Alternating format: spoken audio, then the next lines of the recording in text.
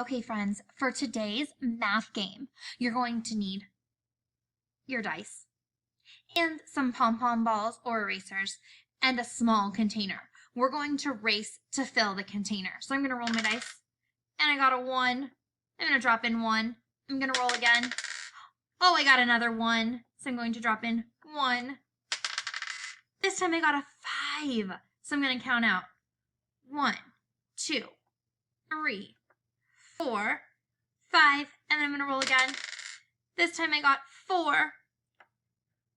1, 2, 3, 4. So you're going to play until your container is filled. So you're going to pick a small container from your house.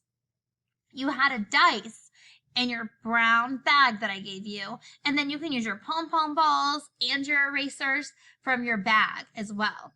Okay, friends, another fun way to play this is to play with a friend or a partner. So you could play with mom, dad, maybe a big brother or little brother or sister. All right, friends, so you're going to, again, race to fill your container.